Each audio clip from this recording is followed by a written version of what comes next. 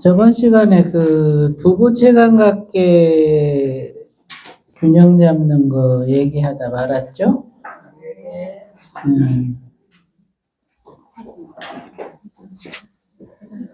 오늘은 그 부분에 대해서 좀 집중적으로 들여다보기로 하죠. 이근 원통, 그리고 이제 반야경의 체계에서는 이제 무이계죠. 무한계 내지 무의식계. 거기서 무한계, 무이계, 무비계, 무설계, 무신계, 무의식계. 요 과정이에요. 그 중에서 이제 이 무이계라는 것이 본문에서 보았듯이 듣는 기능이라는 것이 이제 두 가지 기능이 있는데, 하나는 이제 균형 유지 기능이 있고, 하나는 이제 청각 기능이 있어요. 그 중에서 이 균형 유지 기능이 제대로 작동을 해야 비로소 이 몸을 이루는 이제 신경균형과 근골격 균형과 이것이 이제 올바로 잡아지고, 그것이 올바로 균형이 잡아졌을 때 결국에는 이 뼈의 진동을 통해서 이근을 인식하는 것이 원활하게 이루어져요. 무이계 하는데 이근을 인식하지 못한다. 그러면 그 무이계가 안 되는 거지. 그래서 이근을 놓고서 이제 가장 중요한 것이 이 몸의 좌우 앞뒤, 이 상하 밸런스를 유지해주는 그 센서 기능을 살려내는 일인데, 그것의 시작이 머리뼈의 교정에서부터 시작한다. 그래서 이제 이 머리라는 것이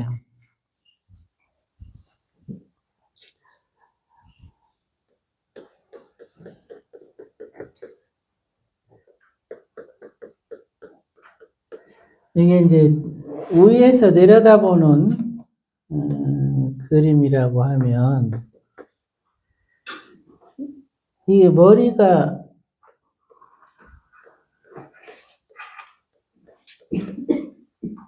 이렇게 방정해야 돼요.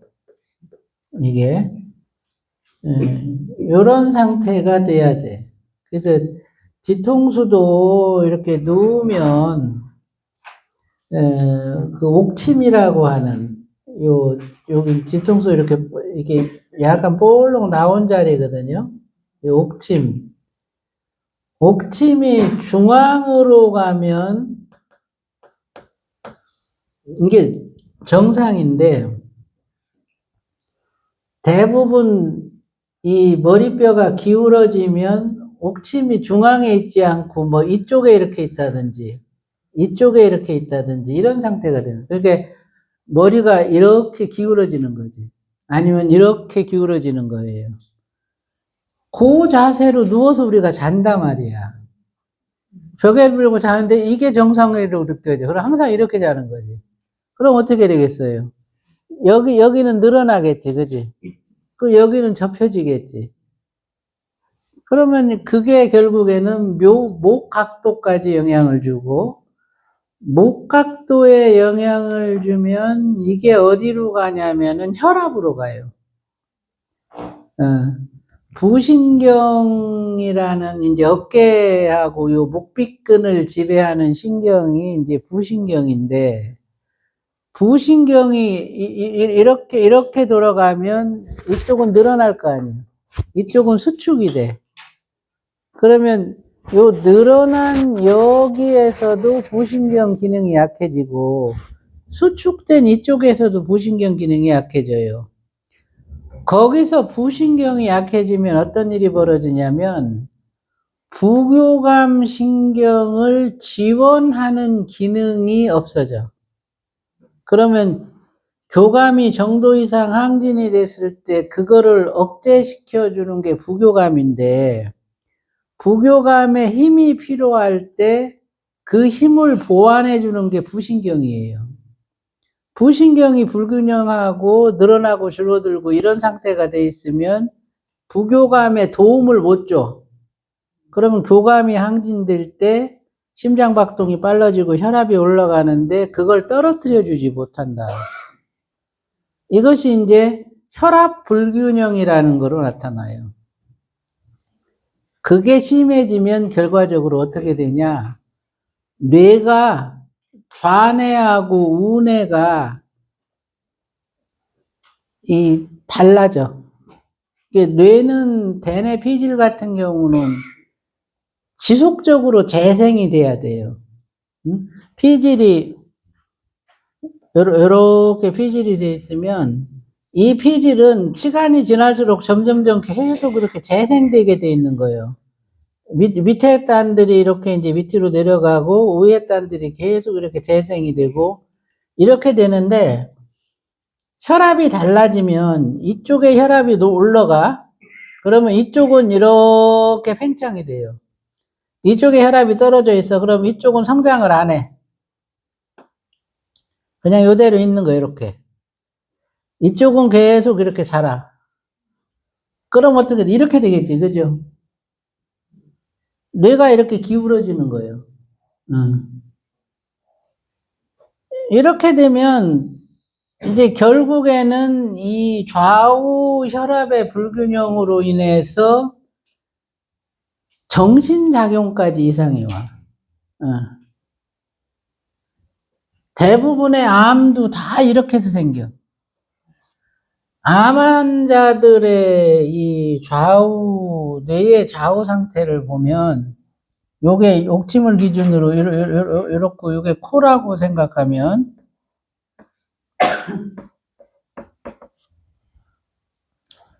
이게 어떻게 돼 있냐면 이렇게 타원으로 돼 있어요. 이렇게 되면 오른쪽 얼굴이 튀어나오고 왼쪽 얼굴이 들어가. 뒤통수는 왼쪽이 튀어나오고 오른쪽이 들어가 있어요. 그러면 이런 사람이 누우면 어떻게 되겠어? 그러면 눕는 자리가 이쪽으로 되겠지, 그죠? 이렇게. 그러면 어깨가 틀어지고 목이 틀어지는 거예요.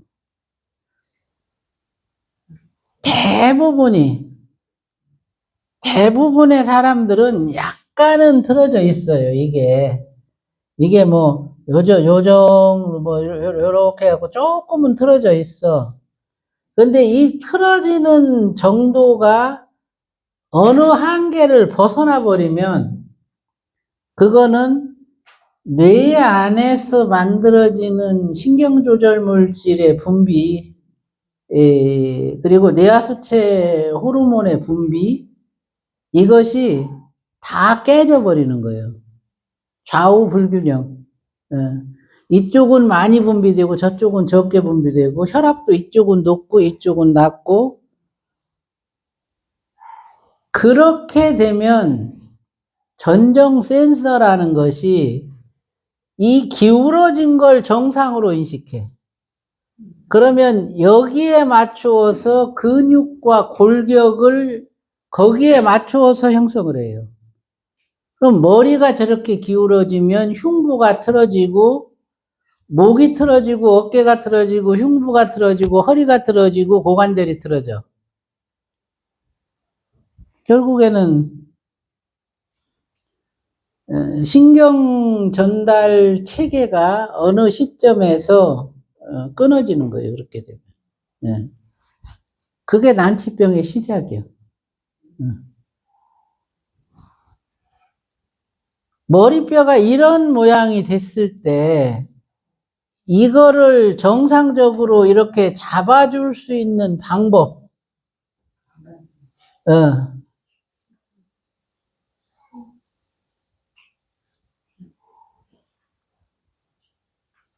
이게 중요해요. 이거를 갖다가 이제 십자교정이라 그래. 그러니까 여기 그리고 여기 요걸 놓고서 요렇게 그리고 요렇게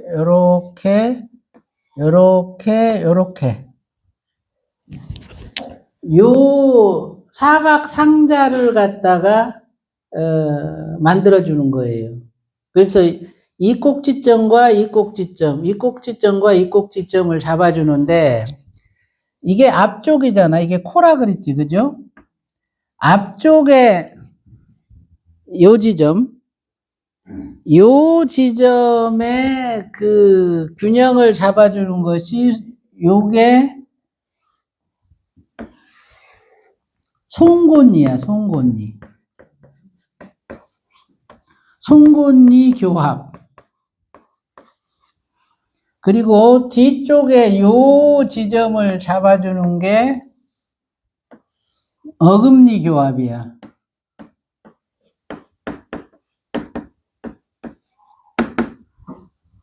송곳니와 어금니에 그 가해지는 압력, 그 압력이 뒤쪽에 요 두 기점과 앞쪽에 이 뒤 기점을 갖다가 잡아주고 이것을 X자로 이렇게 크로스를 시켰을 때 그 균형이 맞도록 그렇게 해주는 거예요. 저것이 이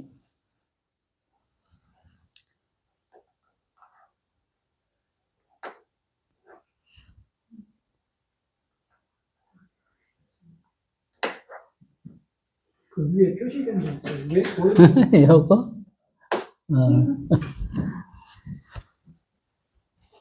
현대의학에서는 저 상태를 중시하지 않아요. 제가 연구한 바에 의하면 머리가 갖고 있는 저 불균형 상태가 그냥 만병의 근원이야.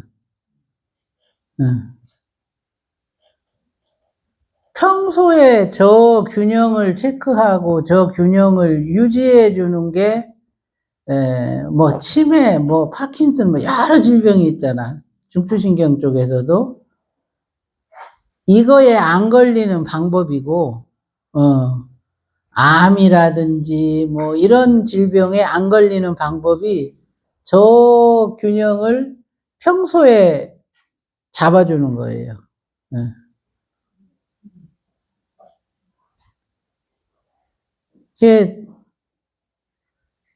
저 균형이 틀어지면 결국에는 눈의 좌우 균형이 틀어지고, 귀의 좌우 균형이 틀어지고, 입술 균형이 틀어지고, 코의 호흡 경로가 틀어지고, 몸의 근육과 관절, 척추 균형이 다 틀어지고, 고관절까지 틀어져요.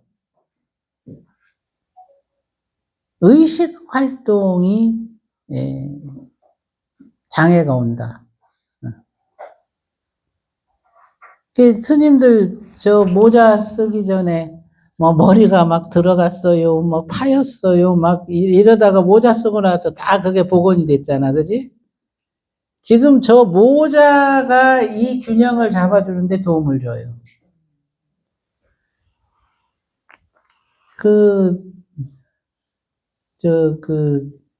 작년에 이제 제가 치료했던 암 환자가 있었는데, 이분은 우암에서 시작해가지고 간암, 폐암 이렇게 전이가 됐어. 이게 이제 악성 신경종이라는 암인데 이거는 3개월도 못 살아요. 그 양반이 이제 그 병원에서 1차 항암을 하고 저한테 와서 치료를 해달라고 그래가지고 그 양반 진단을 했는데 그 양반이 오른쪽이 저렇게 튀어나오고 왼쪽이 들어간, 그러니까 오른쪽 얼굴이 돌출이 되고 왼쪽은 들어간 거예요. 그런 상태였어. 그 권의사는 뭐 한 달이면 고친다고 가서 쉰소리를 쳤고, 그래서 한 달은 안 되고 석 달은 필요하다. 그랬더니 뭐 그 다음에 가서는 아이고 죽고 싶어도 못 죽어요 막 이랬다는 거야. 병원에선 3개월 산다고 시한부 판정을 냈는데 그 환자한테 가서 에이 막 죽고 싶어도 못 죽어요 막 이랬다는 거야. 근데 그 말에 그렇게 위로가 되더래 이 양반이. 그래가지고 너무 고맙다고 얼마 전에 인사를 하더라고 거지사한테. 그래가지고 이제 제가 이 얘기를 했어요 그 사람한테. 당신은 머리의 저 상태가 현재 그 암을 만들었다. 그러니 그 암이 치료가 되려면 머리가 저렇게 교정이 돼야 되는데 머리 교정을 하려면 모자를 써라. 진짜 2달 만에 머리 균형이 잡아졌어요. 그 본인들이 알아. 그 얘기를 해주고 매일 부인이 신랑 얼굴만 보는 거야 이렇게. 삐뚤어졌네? 아직도 삐뚤어졌는데? 2달이 지나 어느 날 턱 보니까 이게 잡아진 거야. 아니, 머리뼈가 2달 만에 돌아와요? 너무너무 신기한 거야. 돌아옵니다. 그 양반은 척수로 운동도 잘 안 했어. 막, 이렇게 하면 그냥 풀 자고, 뭐, 옷 입고 모자 쓰고 그렇게 한 거예요. 이제 그 사람도 이제 알아. 그래갖고 다른 사람을 만나면 이렇게 보면, 저 사람 병 있네. 그래가지고, 모자 써야 돼. 그렇지 않은 사람한테. 저 큰일 났는데? 막 이러면서 본인이 겪었으니까 하는 거예요. 그러니까 이제 이빨 교정 이런 건 못했지. 이빨 교환 마치고. 그냥 모자만 쓰고 그냥 죽을 둥상둥 패치만 붙인 거예요. 그래서 이제 그 석 달 만에 했던 그 암들이 98%가 없어졌어. 폐에만 암이 11개, 간을 70%를 덮었어요, 암이. 그리고 위도 70%를 덮었고. 그게 한 달 반 만에 75%가 없어지고 2달 반 만에 98%가 없어졌어. 그리고 2주 있다가 싹 다 없어진 거예요. 그러니까 이걸 치료하면서 치료하기 때문에 그래.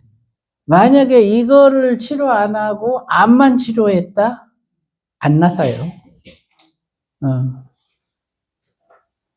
그러니까 현대의학이 암을 치료하지 못하는 거는 그 암에 생긴 원인이 어딘지를 모르기 때문에 그래. 원인이 머리에서부터 시작돼요.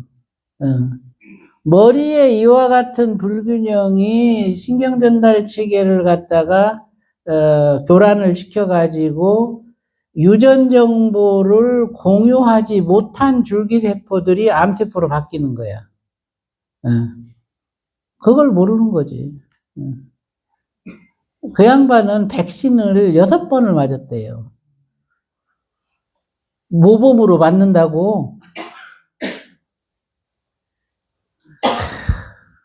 그러니까 참 그게 안타까운 일이죠. 그러니까 겹친 거예요, 그런 것들이. 그래가지고 뭐 어리도 틀어진데 내가 백신도 6번이나 맞고 이러니까 이제 그게 암이 된 건데. 이게 이렇게 중요해. 미래에 10년 뒤에 여러분들의 그 건강은 여기서 결정된다. 이거를 지금부터 교정해 가느냐, 이거를 교정을 못하고 방치하느냐가 내가 늙어서 치매가 오느냐, 파킨슨이 오느냐, 암에 걸리느냐, 안 걸리느냐, 이걸 결정해.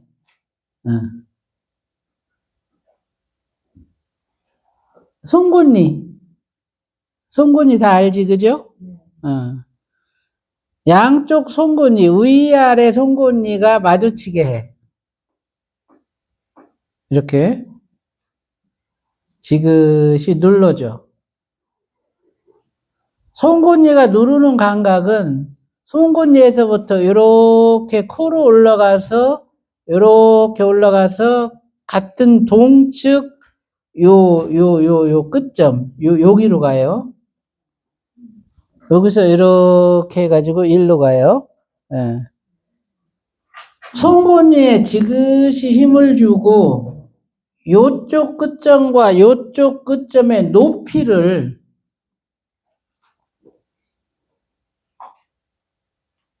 스스로가 가늠해. 그 높이가 수평으로 딱 맞는가? 아니면 이렇게 기울어서 한쪽은 낮고 한쪽은 높은가? 아니면 이렇게 해서 이쪽은 낮고 이쪽은 높은가? 고개는 반듯한가?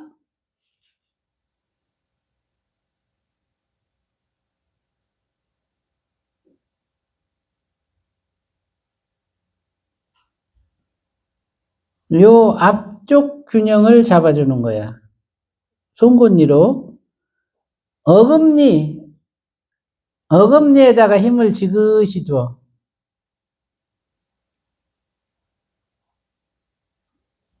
뒤쪽 어금니. 어금니의 감각은 뒤통수를 타고 이렇게 올라와요. 요 뒤통수 꼭지점 여기로 올라와. 그래서 그 꼭지점을 느껴봐.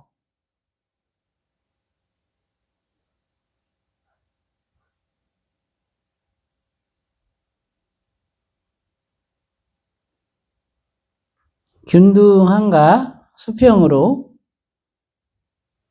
그래서 그 꼭지점과 요 꼭지점을 찍어 놓고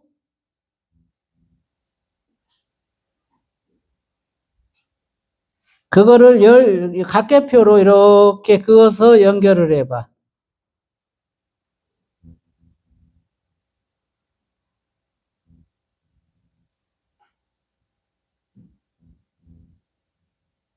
뭐 이쪽은 내려가고 이쪽은 올라가고 또 이쪽은 올라가고 이쪽은 내려가고 아니면 이쪽은 올라가고 이쪽은 내려가고 이쪽은 내려가고 이쪽은 올라가고 반대로 이쪽은 올라가고 이쪽은 내려가고 네 앞뒤의 내기점을 먼저 수평으로 인식해 주고 그리고 그거를 이렇게 십자로 각계표로 인식을 했을 때 각계표 상태에서 이쪽 그걸 따로따로 인식을 해보는 거예요. 그래가지고 그게 똑같이 인식이 된다. 만약에 한쪽이 낮게 느껴져. 그러면 낮게 느껴지는 쪽에 뒤쪽에서 낮게 느껴지면 어금니에다 힘을 줘. 그러면 낮은 쪽이 쑥 올라가. 앞쪽이 낮게 느껴지면 낮게 느껴지는 쪽 송곳니에 지그시 힘을 줘. 그러면 이게 쑥 올라가. 하루에도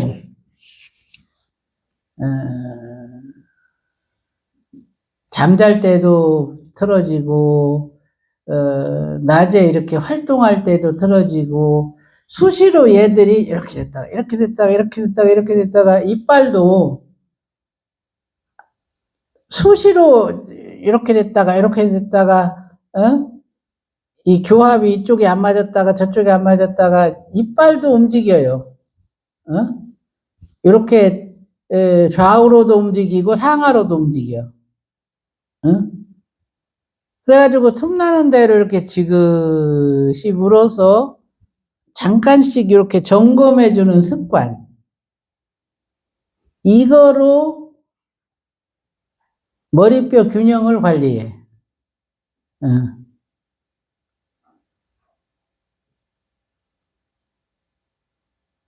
그래가지고 여기서 균형이 잡히면 그 다음에는 눈, 그 다음에 귀, 그 다음에 코,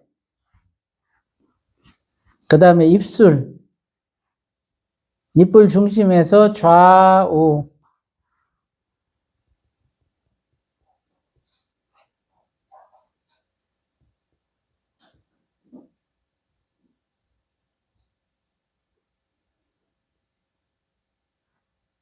이게 이근원통의 시작이요. 그 균형을 잡아주는 게. 예.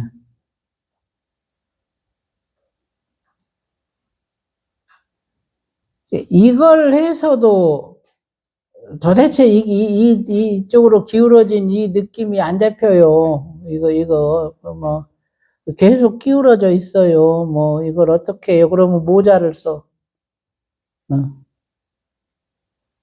그러면 금방 잡아져요, 같이. 같이 병행하면 더 좋아. 그래서 이걸 정상으로 만들어 놔야, 그 다음 과정이 이루어지는 거예요. 그게 가장 중요한 거예요. 근데 보통 엄마들이 아기를 낳으면 이렇게 동그랗게 이렇게 두개골을 만들어 줘야 되는데 이게 쉽지가 않다네. 우리 어머니 얘기 들으니까 막 나 안 찌그러지게 한다고 엄청 고생했대야. 뭐 뱃속에 있을 때는 뭐 깍두기도 너무 반듯한 것만 먹고 뭐 놔놓고는 뭐 머리 안 찌그러지려고 그걸 어떻게 잘하셨나 몰라. 나 그 말씀 듣고 아휴 제가 어머니한테 효도를 많이 해야 되겠다 그런 생각을 했다니까. 근데 대부분이 그렇지 않아. 그러니까 이제 저게 심해지면 이명이 생겨. 이근원통을 하다 보면 한쪽에서만 소리가 나는 경우가 있는 거예요. 양쪽에서 같이 소리가 나야 되는데 그게 불균형이야.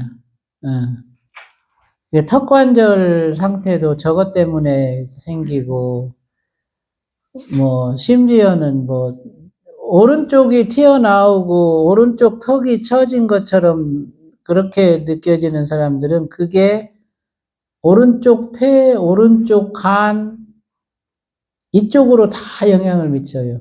나중에 오른쪽 고관절까지. 예. 그럼 그 라인이 전체적으로 안 좋은 거예요. 이렇게 큰 질병이 생길 때도 다 그쪽으로 와. 그러니까 우리가 내가 나를 본다는 게 엊그제 우리 부동보살이 뭐 아유 뭐 스님 뭐 AI가 뭐 8만 대장경을 다 읽어가지고 뭐 결론을 냈다는데 뭐 한번 그것 좀 들어보세요. 이제 그러더라고. 그래가지고 차 타고 오면서 그 얘기를 들어봤어. 그게 얼토당토하는 거예요. 뭐 지금 이 순간 뭐 그 지금 이 순간을 관해라. 이제 지금 이 순간을 주시해라. 그런데 지금 이 순간 그 순간이 보는 것도 있고 듣는 것도 있고 느끼는 것도 있고 생각하는 것도 있고 여러 가지가 있잖아. 그지? 거기다가 그 밖의 것에만 관찰의 대상을 두면 도대체 이런 건 언제 하냐고. 할 수가 없잖아. 같은 지금 이 순간인데, 그 지금 이 순간에 그 관점을 어디다 두느냐에 따라서 의미가 있고 의미가 없고가 되고, 어? 깨닫고 못하고가 되는데, 그 결론이 없는 거예요. 본성에 대해서도 정리된 바가 없고, 그냥 깨달음을 수분각을 갖다가 깨달음이다. 이렇게 정리를 했어요. 지켜보는 자가 있고, 지켜보는 자를 지켜보는 자가 있는데, 아, 그게 깨달음이다.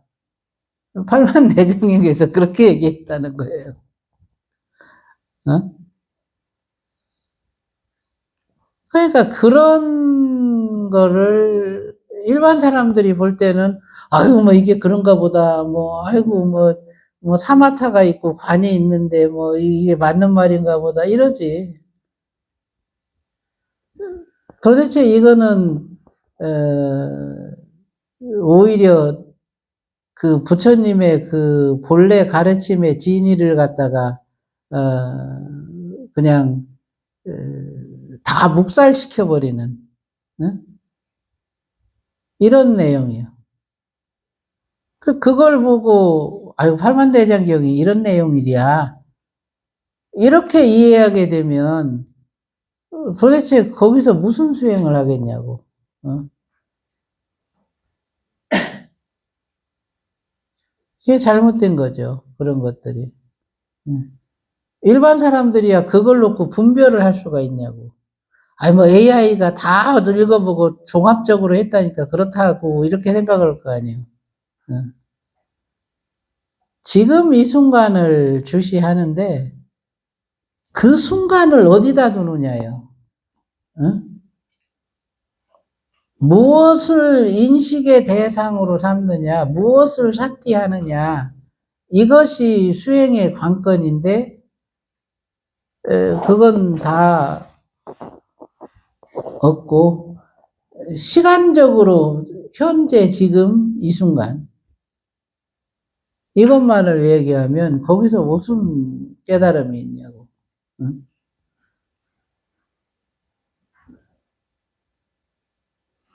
그러니까, 주시의 대상, 그걸 염처라 그래. 염처를 어디에다 두느냐, 무엇으로 삼느냐, 그리고 그것의 결과를 어떻게 이끌어내느냐, 무엇을 하고자 함이냐. 허망하고 공하고 의미 없는 그것들을 맨날 주시만 해서 어디다 쓰냐고. 어? 이게 다 이미 허망한데. 거기서 그 허망하지 않은 것을 갖다가 관찰하고자 수행을 하는 건데, 그 목표가 없다. 그건 수행이 아니지. 예. 우리가 우리 자신을 보고, 우리 마음을 보는데, 어떤 마음, 나의 어떤 것, 그리고 그것을 그렇게 주시하고 관찰해서 무엇을 이루고자 하는가. 이것이 명확해야 되는 거죠.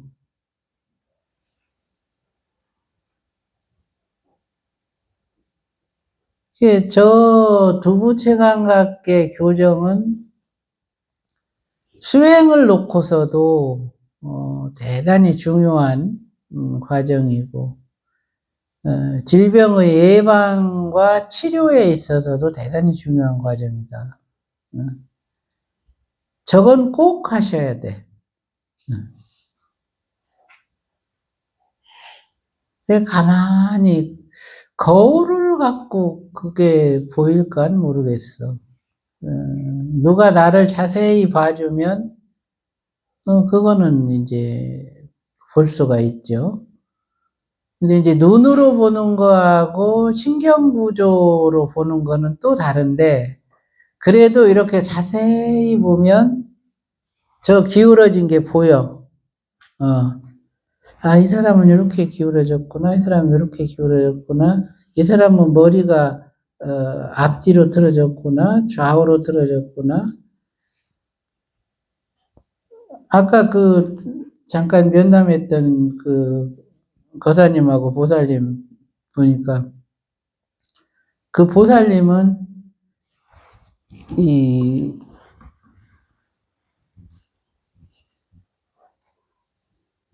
이게 이제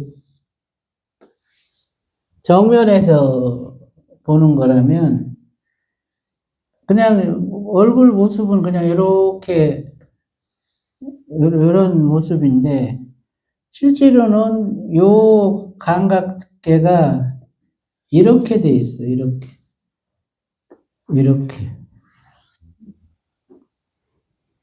그러니까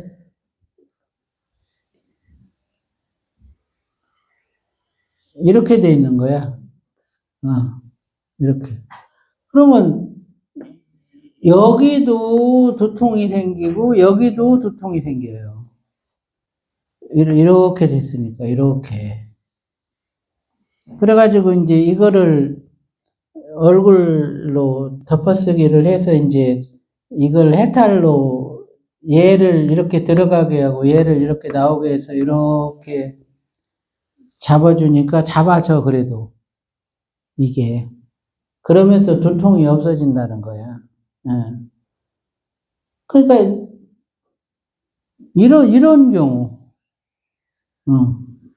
이런 경우도 있어. 정면에서 봤을 때. 어떤 경우는 꽈배기 형태가 있어. 이렇게 꼬아진 이 형태. 이런 식으로.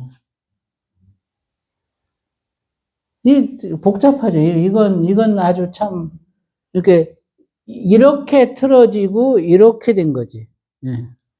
이런 경우도 있어요. 예. 뭐, 이런 경우는 엄청 많고, 그러니까 이거를,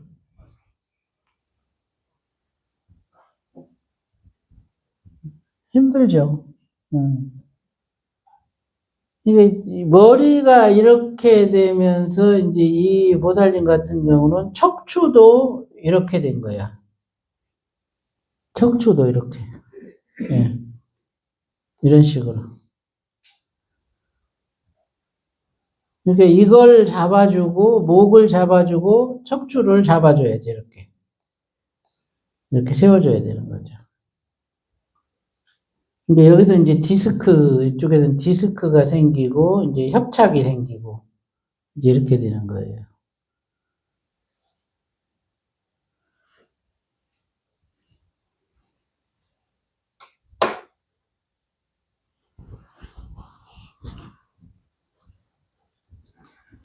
송곳니,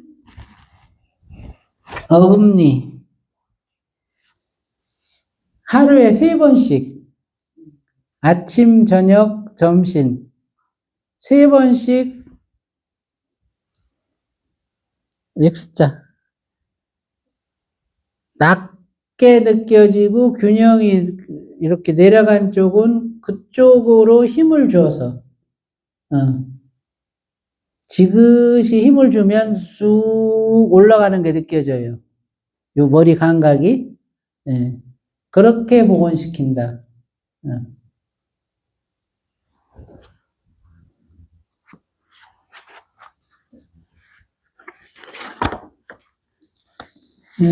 그것이 이제 6번 두부체감각계 십자균형을 회복한다라는 그 과정이에요. 이근수행의 절차 76페이지에 보면 1. 청각경로를 닫는다. 2. 청각경로 안에서 혈관의 맥동을 느낀다. 3. 청각경로 안에서 맥동이 끊어진 것을 느낀다. 4. 맥동이 끊긴 텅 빈 공간을 주시한다.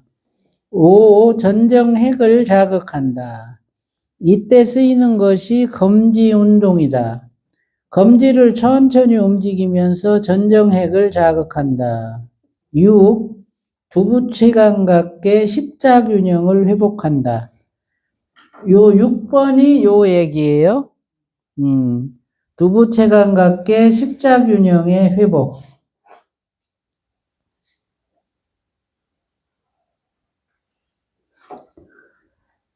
시상, 그런 다음에 이제 시상 안쪽 무릎체로 들어간다. 듣는 기관을 주관하는 무의식의 주체를 일깨운다. 듣는 기능을 주관하는 것은 폐와 심장을 담당하는 혼의식이다. 9. 목소리를 듣는다. 때로는 두 사람의 목소리가 들리고 때로는 한 사람의 목소리가 들린다. 요게 이제 이분 수행의 절차야. 그래서 이제 이 각각의 단계마다 넘어서야 할 과정이 있어요. 이제 어금니 위 이빨과 아래 이빨을 지그시 누르듯이 압력을 주면서 턱관절을 수축시키는 동작으로 청각경로를 닫는다. 1. 청각경로를 닫는 거는 어금니 위 이빨과 아래 이빨을 지그시 누르듯이 압력을 주면서 턱관절을 수축시키는 동작으로 청각경로를 닫는 거예요. 그때의 척수로 인법은 엄지검지 억제이다. 턱관절을 지그시 힘을 주면서 엄지검지를 억제해 놓고 기다리면 귀의 이도가 좁아진다. 그러니까 이제 엄지검지 억제 요 동작이에요. 이렇게 엄지검지를 억제해 놓고 요 엄지검지 요 사이, 요 사이가 이렇게 적당하게 벌어져야 돼. 이게 이렇게 붙으면 안 돼요. 이걸 이렇게 벌려야 돼요. 이렇게. 요 상태에서 어금니를 지그시 물어줘. 그리고 요 턱관절에 가해지는 압력을 느껴요.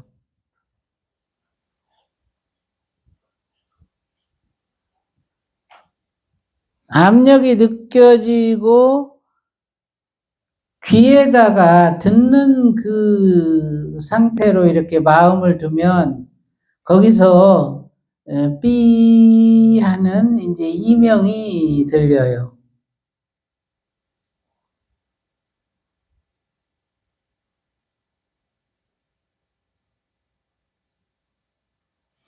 그 이명이 들리는 그 이명의 크기, 좌쪽 귀, 우쪽 귀에서 이명의 소리가 그 크기가 똑같이 들리냐, 그 볼륨이, 그것을 관찰해 봐요.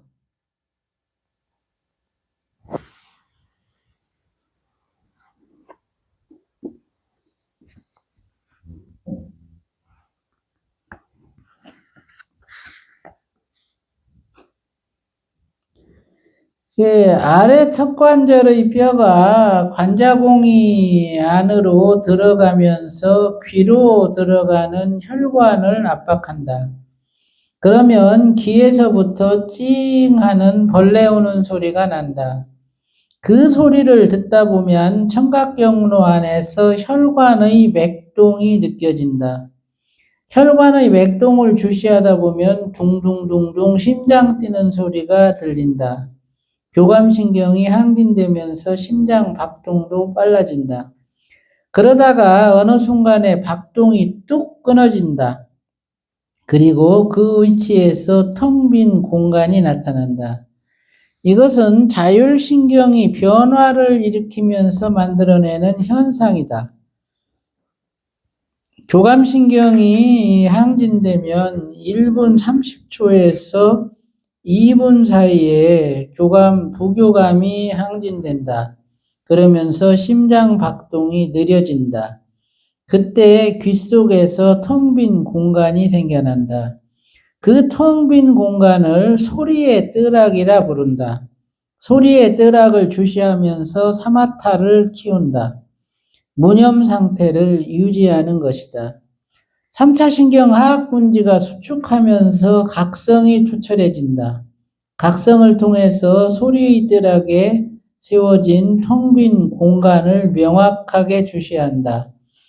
안개에서는 미심을 타고 시상으로 들어가는 공간을 했다. 이계에서도 소리의 뜰하게 텅 빈 느낌을 관찰하면서 시상으로 들어간다. 양쪽 길을 수평으로 연결하고 그 중간에 머무르면 약간 위쪽 자리가 시상이다. 시상에서도 큰 덩어리에 무념처가 있다. 시상을 중심으로 해서 좌우의 텅 빈 공간이 서로 연결된 느낌이 들면 사마타가 한 단계 진보한 것이다. 이 과정,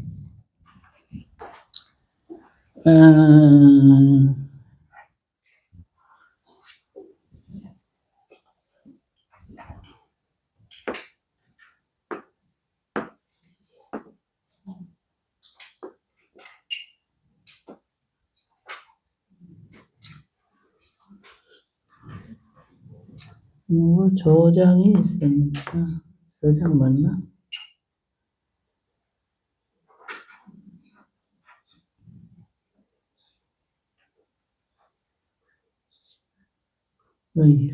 지우기.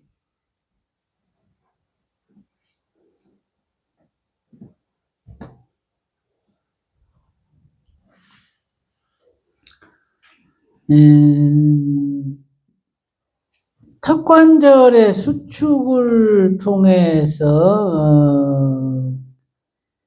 귀 내부에서 그 이명을 느끼고 그에 따라서 이제 혈관 박동이 올라가면 그 혈관의 박동을 느끼고 그리고 1분 30초에서 한 2분 정도 또는 막 1분 한 50초에서 2분 30초 요 정도까지도 괜찮아요.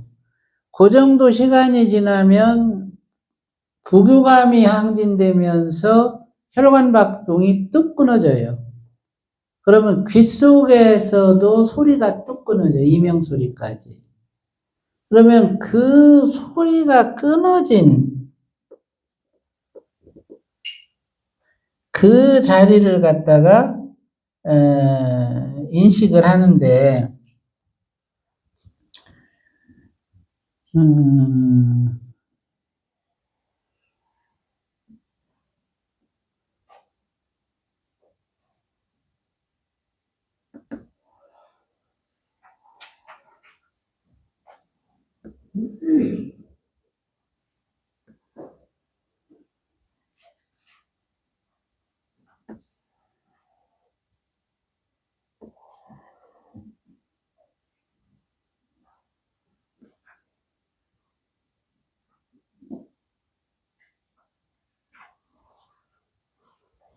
이게 이제 시상이에요. 그리고 이제 소리의 뜰하기 요 자리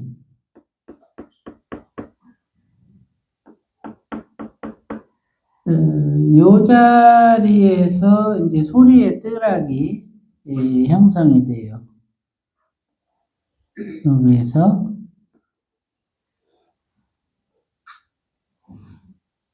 그리고 이제 이 소리의 뜰학과 시상의 무념처가 이렇게 이제 합쳐지죠. 요게 소리의 뜰학이에요. 이것이 곧 이근이야. 이근이고 이게 무념처지.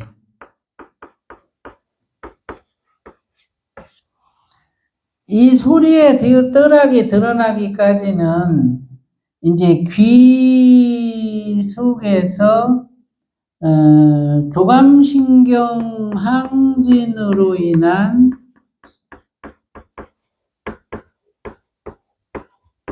이명과 그리고 이제 혈관 박동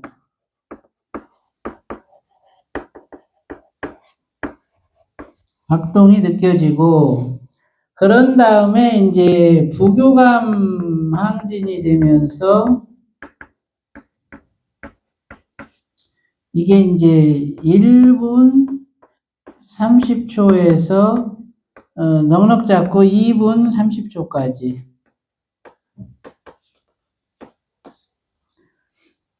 요 시간에 이제 부교감 항진이 돼요. 그러면 부교감이 항진되면 이명하고 혈관박동이 끊어지면서 이 소리의 뜰악이 드러나는 거예요. 이렇게 텅 빈 공간. 그러니까 귀의 안쪽에서 이 텅 빈 공간을 갖다 느끼고, 이 텅 빈 공간과 시상의 요 무념처, 요것도 이근 무념처고 이 시상도 무념처요. 이것을 갖다 연결하는 거죠. 그렇게 되면 이제 실제로는 이 시상 무념처는 이렇게 크게 이렇게 인식이 돼요.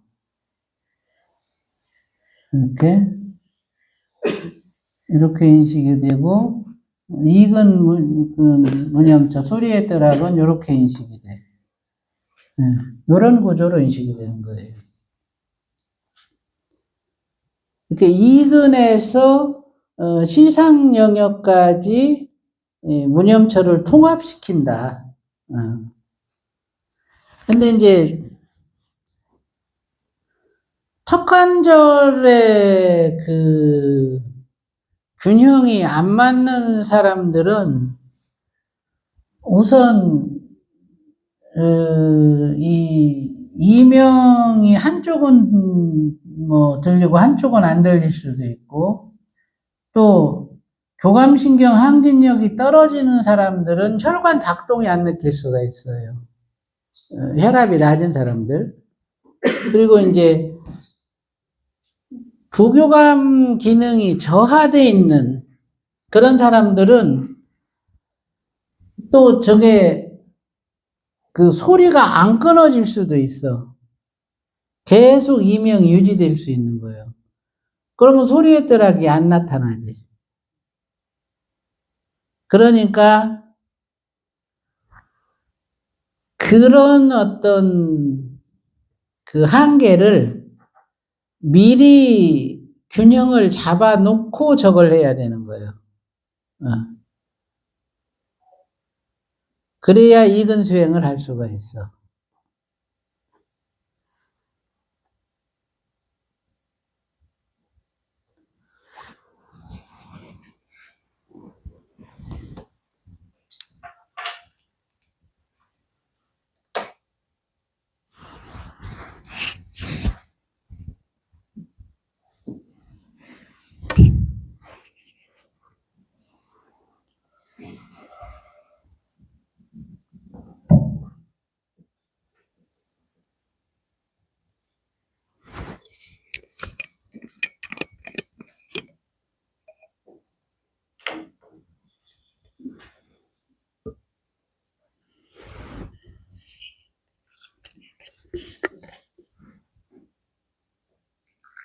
여기까지 질문 있으면 하세요.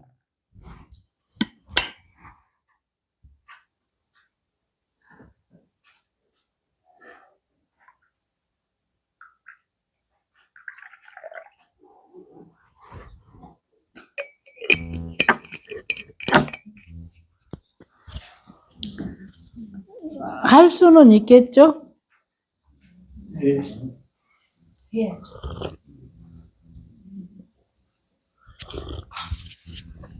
뭐 하면 되니까 어려운 건 아니야.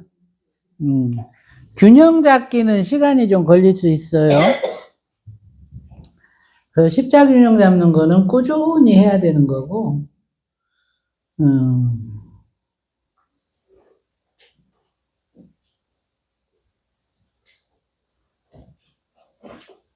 자율신경 그 불균형, 자율신경 신조증, 이제 대부분 뭐 갱년기 넘어서고 뭐 이렇게 되면 이제 저 증상이 있어서 자율신경 균형을 잡아주는 게 중요해 또 저게.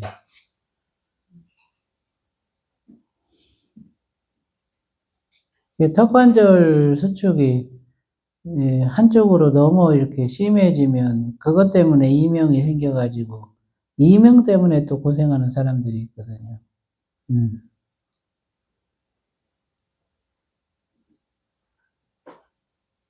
만약에 이명 소리가 너무 크거나 아주 힘든 소리였을 때 저렇게 나도면 그런 환자들은 좀 견디기가 힘들 것 같은데 그럴 때는 이제 그 검지손가락 운동을 해줘야 돼요. 이렇게 요 전정 운동, 양쪽으로 이렇게 해서 이렇게 같이 천천히 이걸 해주면 그때 부교감 항진이 돼. 그러니까 검지손가락을 억제시켜서 요 자세를 유지해도 부교감 항진이 되고 요거를 천천히 운동을 해줘도 부교감 항진이 되면서 그 소리가 끊어져요. 그렇게 교정을 해줘야 돼. 이제 한쪽만 소리가 나고 한쪽은 안 나면 소리 나는 쪽을 이렇게 교정을 해줘야 돼. 이렇게 이 운동을 가지고.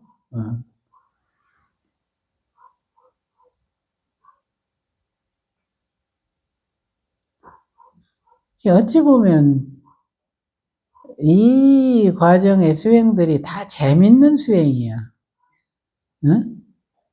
가만히 이렇게 혼자 놀기에 아주 최고지. 응? 그렇잖아. 그걸 재밌다고 생각하고 재밌게 하면 되는 거야. 근데 그거에 이렇게 재미를 못 느끼고 자꾸 이렇게 지루하고 무료하고 이제 이렇게 되면 자꾸 안 하게 되는데 그냥 재밌어. 그래. 재밌는 거야. 이렇게 마음을 줘. 스스로한테. 아, 이거 재밌는 거야. 이렇게 해가지고 그렇게 해서라도 해야 돼. 그리고 재미를 실제로 이제 느끼면 교정이 되고 교정되는 게 이렇게 내가 느껴지잖아. 재밌지. 그렇게 되면은. 실제 응? 실제로 실제로 되면 실제로 된다니까. 신속증이면 그 전정 치료를 해야 되겠네요. 당연하죠. 그게 이제 교감, 부교감. 그러니까 이게 두 개를 이렇게 같이 해주는 거죠. 이렇게도 해주고, 요거를 이렇게 같이 해주고, 이렇게. 검지만 하지 말고 엄지검지 같이 해주고, 요게 자율신경 균형을 잡는 거예요. 네. 좌우를 똑같은 속도로 같이 해주면, 턱관절도 잡아지고, 자율신경도 잡아지고. 모자를 쓰고 있으면 이래 송원리, 음리, 운동 이런 거 안 해도 바람사 상하자고 다 많이 들어가는 겁니다. 예, 그거 잡아주죠. 예. 보니까, 한 90%까지는 잡아지는 것 같아요. 모자만 써도. 예. 송곳니나 어금니가 교합이 안 되는 사람들이 있잖아.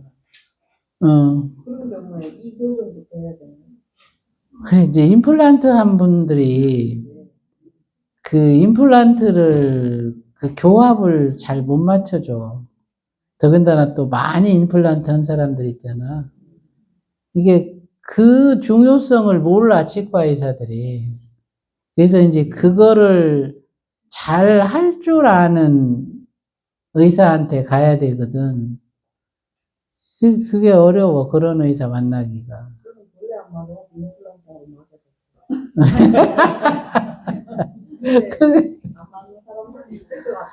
그래, 고생한 사람이 많아요, 이빨하고 나서. 그러니까. 우리 뭐 이부 회장님은 이빨이 없는데도 치과에서 치료를 안 해줬다는 거야. 턱관절 기울어졌어요. 제가 이제 그러니까 가서 보니까 이빨이 하나 없다는 거야. 그러셨죠? 그러니까 그거 황당한 일 아니야? 맨날 치과에 다니는데 이빨 하나가 없는 것을 몰랐다고. 그러니. 그러니까, 연세 많으신 분인데요. 전부 임플란트거든요. 예, 그런데 자꾸 그 86세 되셨는데 예, 자꾸 얘기하다가 이렇게 보면 딱딱 이렇게 이게 내려온다고 딱딱 자주 그래요. 정기적으로. 그분도 이런 거 시키면 꼭 되려고. 예, 예. 그리고 그 정도면은 다시 치과 가서 그 손을 봐야 되는데. 잡수고 이러는 데는 이상이 없는데 자꾸 이렇게 잠잘 때도 딱딱 이렇게 된대요. 소리가 나는데. 그게 떨어지기도 해요. 임플란트 붙여놓은 게, 그 떨어지기도 하고. 저도 임플란트, 어금니 임플란트 하나 했는데, 어느 날 뭘 먹다 보니까 막 뭐 엄청나게 큰 돌이 하나 쓰더니 갑자기 이게 뭐야 하고 보니까 임플란트가 떨어진 거야.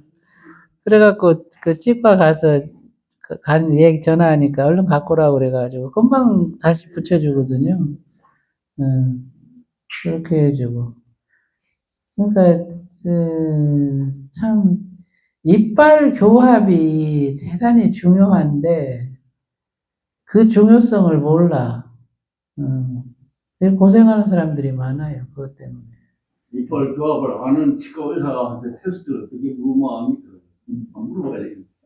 그러니까 그것에 능숙한 사람, 그 이치를 아는 사람은 그냥 가서 척 보면 알아요.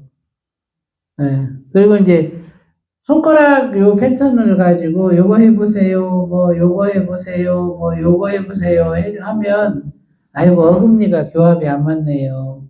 뭐 좌우 교합이 안 맞습니다. 뭐 송곳니 교합이 안 맞네요. 손가락 모양만 갖고도 알아요. 이거 아는 사람들은. 많은 의사가 없잖아요. 이걸 뭐 손가락 보약하는 것이 아무도 없는데. 그러니까 제가 가르친 치과 의사들만 아는 거예요. 참고로 그 앞으로 하실 분은 스님 의사 중에서 제가 아는 한은 대전에 있는 저도 가봤어요. 스님이 거기서 오셨고 또 하나는 김포에 부부 치과 의사가 있어요. 그분들은 지금 스님이 말씀하시는 한반적 교합을 아시는 분들이고 치아의 교합을 아는 분들이에요. 저는 제가 앞에 스님께서 말씀하신 거는 저는 좀 많이 한 편이에요. 그런데 의den각을 하나 뺐는데 오랫동안 놔둔 거야. 그래가지고 이 이빨이 이렇게 서로 이제 밀려가지고 그 간극이 좁았던 거야. 그러니까 치과 의사가 그것까지 체크를 안 하고 임플란트를 한 거예요. 그러니까 나도 그런 걸 몰랐을 거 아니에요. 의식 안 하면. 그럼 미리 그걸 다 하셔야 돼. 제가 좋은 그 경험이야. 저는 그 왜 이게 이제 하려고 하냐면 황반변성인 게 오거든요. 여러분들도 아실지 모르는 황반변성은 치명의 1대 원인인데 이쪽은 뇌출혈이에요. 이제 망막에서 빛이 터지니까. 그러니까 그게 왔는데 그 원인을 안과에서는 전혀 몰라요. 우리나라에 제가 제일 여건데 다녔는데도 그 사람들 말도 안 해주고 뭔지도 몰라. 스님이 딱 진찰을 하시더니 금방 잡아냈더라고요. 이게 안 맞는 거예요. 이 교합이라는 거는 저는 그거를 그러고 나서 다시 가서 체크해보고 쫙 체크해보니까 한쪽이 빠지는 거예요. 근데 그거를 옆에서 얘기 듣는 바람에 그냥 보이는 쪽만 그걸 한 거예요. 그래서 치과 이름 뭐예요? 렘플란트 치과. 렘플란트 치과. 어디 있어요? 그 시청 옆에. 예. 아니 스님한테 보시면 다 아는 거고 제가 근데 두 군데는 확실하니까 그때서 전 거기서 안 했어. 알았으면 거기서 했지. 여러분들은 내 말을 싫어하시면은 이렇게 보는 거 두 군데를 한 군데만 하시는데 그러니까 이쪽에 있는 분들은 대정하시고 저쪽에 있는 분들은 제가 아주 실제 얼마나 심각한 거를 제가 체험을 했기 때문에 맛을 드립니다. 문제가 뭘까? 완전 실시네. 하여튼 그런 부분들을 세밀하게 이렇게 관찰하고 그런 교합을 잡아주고 하여튼 뭐 우리가 이빨을 뭐 오복의 하나라 그러잖아요. 그게 그냥 나온 말이 아니에요. 그게 뭐 치매하고도 연관되고 나중에는 아주 여러 영역에 걸쳐서 뇌하수체 호르몬 분비하고도 또 연관이 되고 그래서 이빨 관리를 잘 하셔야 돼. 임플란트를 하셔도 높낮이 잘 맞춰서 이렇게 하시고 되도록이면 이빨을 안 빼야 되거든요. 그런데 조금만 뭐 이상이 있어도 다 빼자고 하니까 그게 아주 참 힘들어요.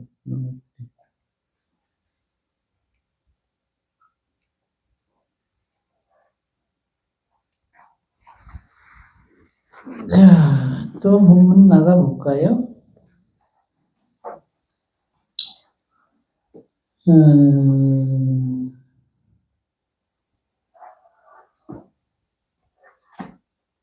그래서 이제 부교감이 항진되면 소리가 끊어지고 그러다가 또 뭐 조시간이 1분 30초에서 2분 30초 사이에 또 이제 교감이 항진이 되거든요.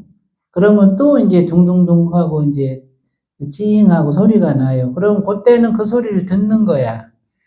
좀 더 정확히 말하면 그 소리가 들릴 때는 그 소리의 진동을 가지고 머리뼈를 울리고 목뼈를 울리고 상악 하악뼈를 울리고 목뼈를 타고 척추뼈 전체를 울리고 갈비뼈를 울리고 꼬리뼈를 울리고 다리뼈를 울리고 이렇게 해서 그 찡하는 그 소리의 파동으로 몸을 이루는 전체 뼈를 울려주는 거예요.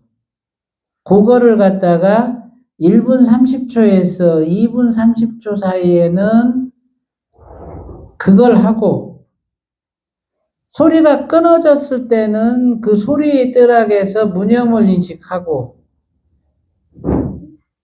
이 두 가지가 병행이 돼야 돼. 그러면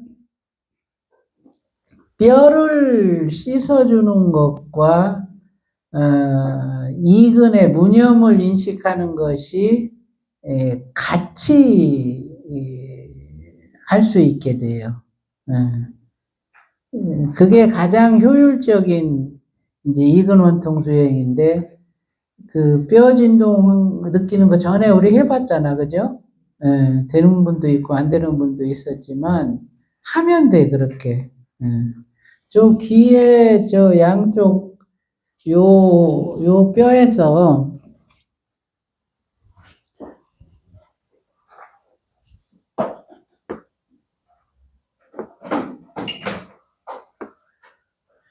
요게 이제 뼈잖아요. 이 뼈에서 이렇게 찡 하는 거는 요 뼈에서 이렇게 진동이 일어나는 거야. 이명은 이렇게 찡 하고 이렇게 진동이 일어나요. 찡 하고 그러면 이 진동을 느끼면서 이제 머리뼈로 이렇게 찡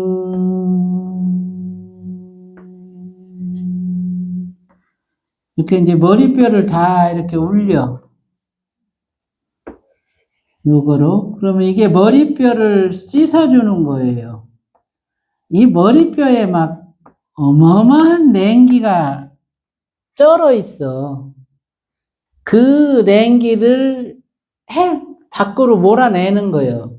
이 진동. 그리고 이제 요 밑으로 이제 턱관절 쪽으로, 이쪽으로도 징징징징징 하고, 이렇게 내려오지. 이렇게. 목뼈로도 이제 이렇게 타고 내려오고, 목뼈로, 뒤쪽에.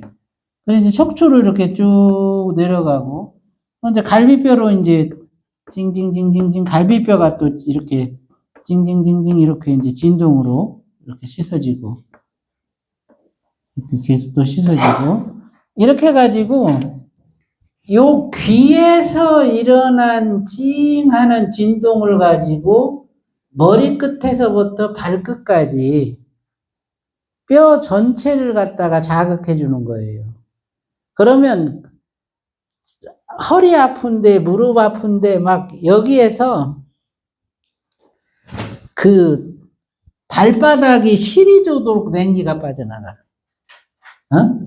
징징징징징징징 하면서 막 엄청난 냉기가 막 고관절에서부터 뭐 이 꼬리뼈에서부터 막 머리뼈에서부터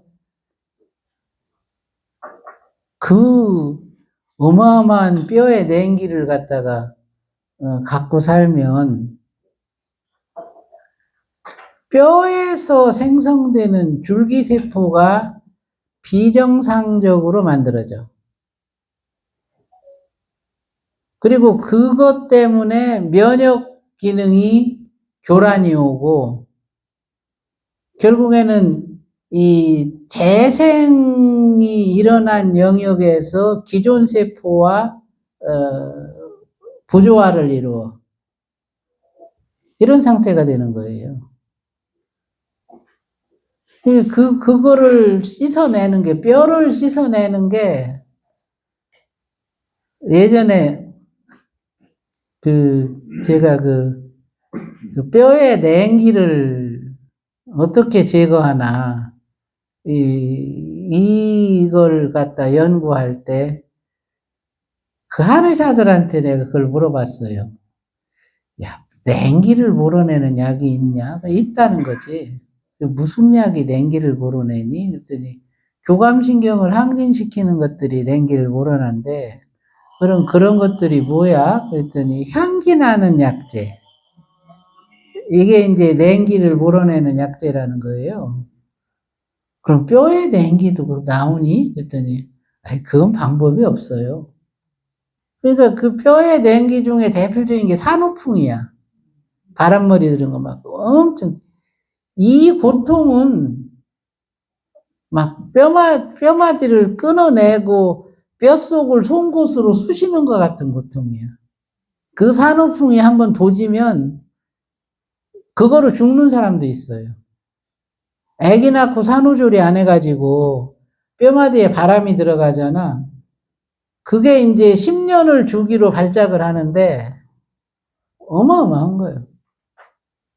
그래가지고 이제 그거를 뼛속에 있는 냉기를 이제 빼내는 약을 개발을 하는데, 이제 그걸 먹고 찜질방에 가서 찜질을 해야 뼛속에 냉기가 이제 표출되는 그런 이제 원리로 그걸 개발을 했는데, 이 이근원통에서 뼈의 진동을 활용하는 거는 그런 약 안 먹고도 되는 거예요. 그러니까 저것이 대단히 중요한 방법이다. 그래서 뼈를 제도하는 데 있어서 이근원통법이 아주 대단히 중요한 역할을 하고, 뼈의 진동으로 우리는 듣는 거예요. 듣는 것이 잘 안 된다는 것은 뼈가 음화됐다는 거예요. 그래서 그 진동을 효율적으로 전달하지 못한다. 그 냉기를 씻어내는 방법이 저거예요. 그러니까 조 방법으로 소리가 들릴 때는 저걸 가지고 이렇게 징징징징징징징징징 해서 뼈를 씻고, 소리가 딱 끊어지면 소리의 뜰하게 딱 머물러서 시상의 문염과 소리의 뜰하게 문염을 갖다 이렇게 딱 연결해서 그 자리를 이렇게 들여다보고, 무이계라는 거는 시상의 무념처와 소리의 뜰학의 무념처를 연결해서 인식하고 그 상태에서 가슴바탕에 편안한 그 마음과 마주보도록 하면 이것이 이근이 본성을 이루어서 무이계가 되는 거예요.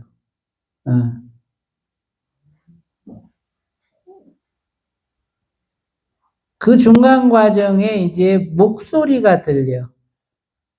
이근이 깨어나면 내 마음에서 듣는 역할을 하는 그이가 있어.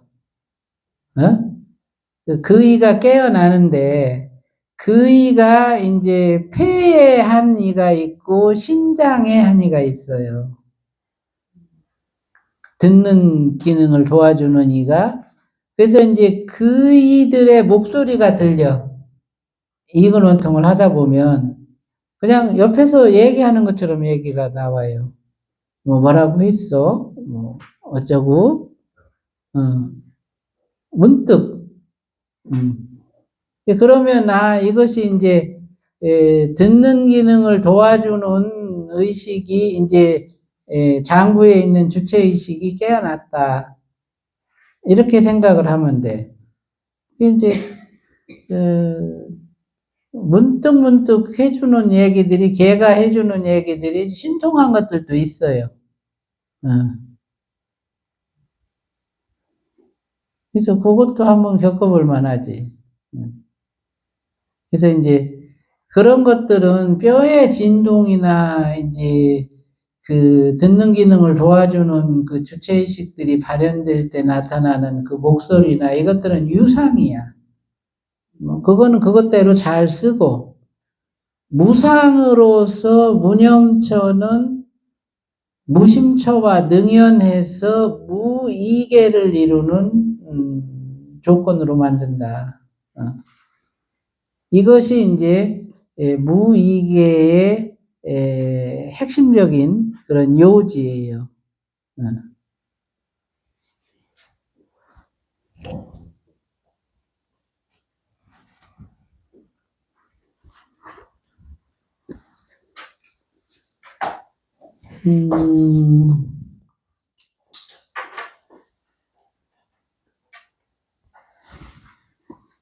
그 다음 과정을 또 보면,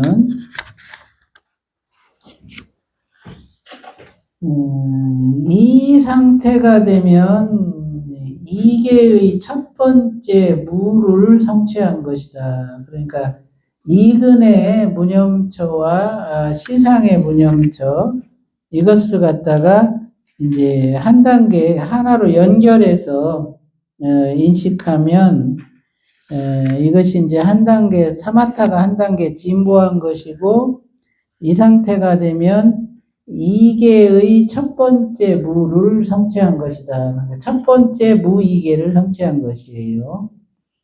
듣는 것을 통해 이계의 근본으로 들어가려고 하면 정확한 촉수로의 동작이 필요하다. 부처님이 인법을 하고 있는 것은 그 동작을 통해서 원하는 세계와 연결을 하기 위해서다. 시상과 좌우 소리의 뜰학이 연결되어 무념처가 세워지면 이때부터 전정핵을 자극한다. 반고리관에서 전정핵으로 가는 신경 다발이 있다. 그것을 자극하는 것이 검지 운동이다. 소리의 뜰학에 머물 때는 검지 끝을 살짝만 구부려줘도 된다.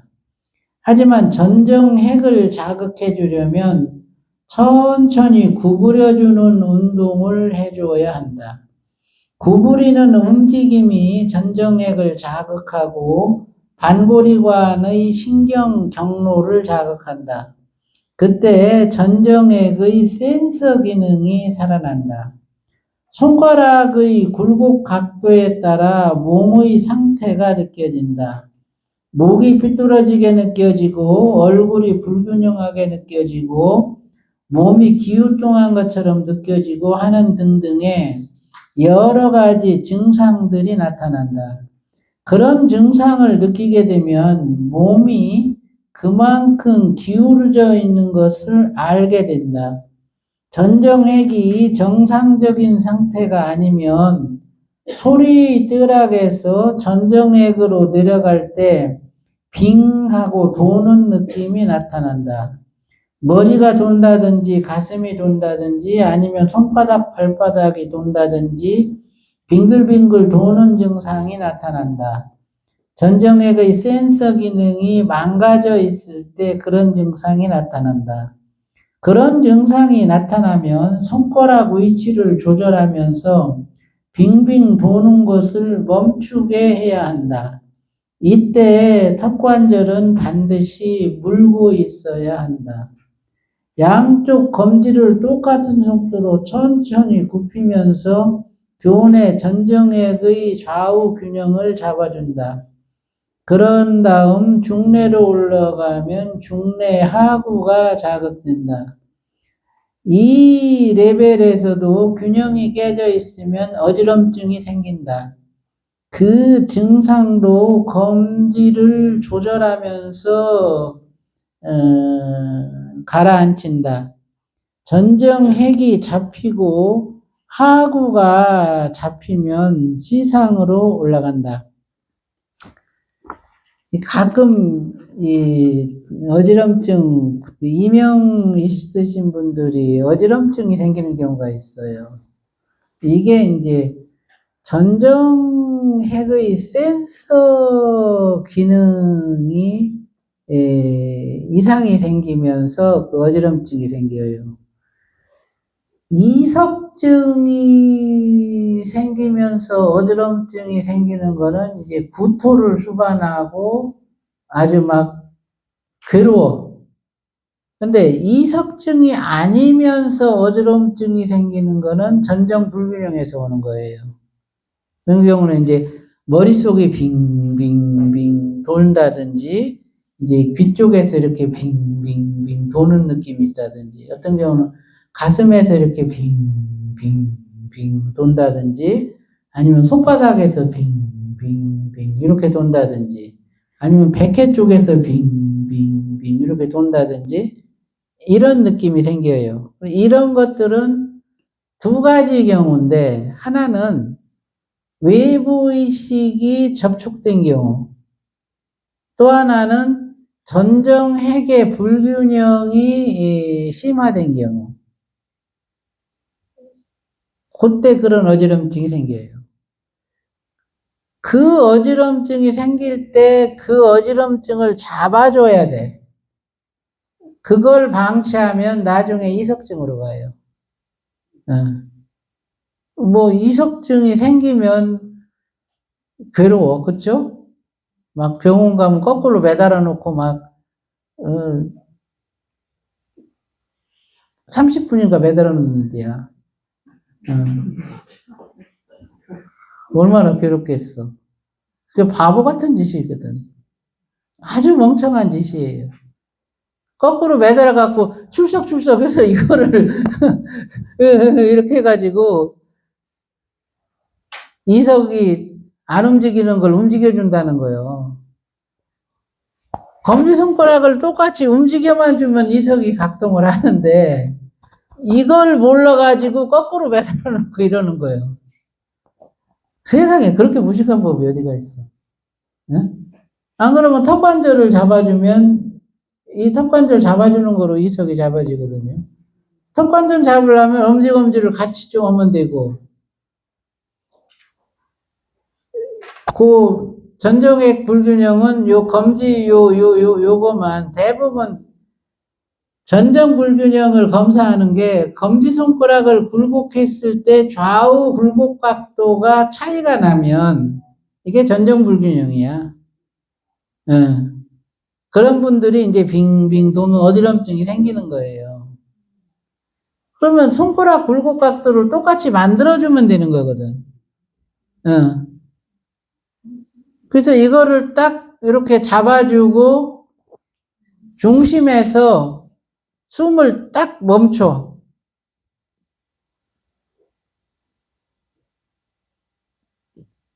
한 30초만 그렇게 해주면 빙빙 도는 게 싹 사라져.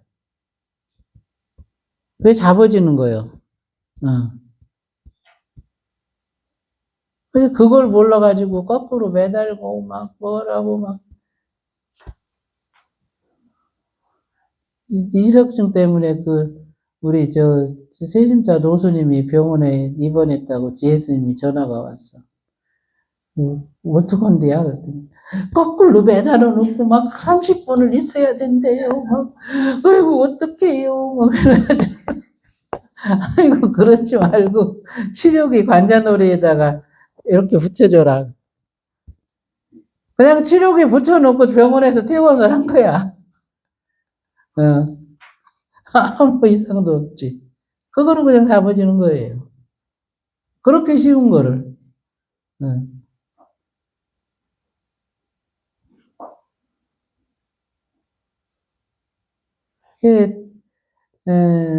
전정핵을 자극하는 게 이제 검지손가락 운동인데, 이거를 눈을 감고, 양쪽 손을 똑같이 이렇게 세워서, 똑같은 속도로, 요 검지손가락 끝에 그 느낌, 그 느낌에다 집중을 하는 거죠. 어금니를 꽉 물어야 돼.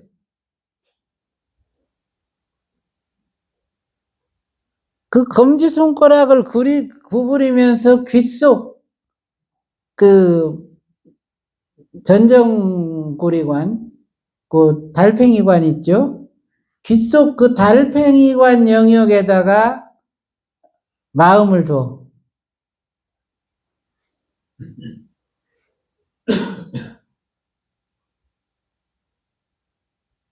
그러면 검지가 구부려질수록 소리가 커져. 그러다가 나중에는 검지가 구부려질수록 소리가 끊어져.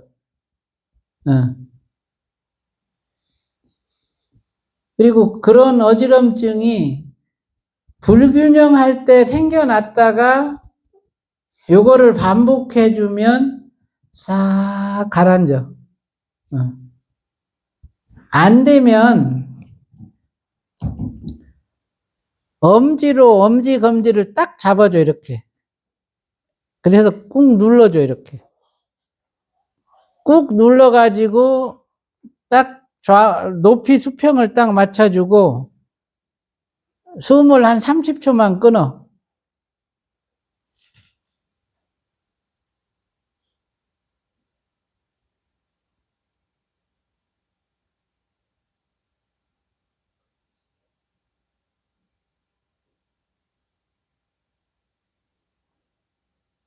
그러면 그 균형이 잡아져.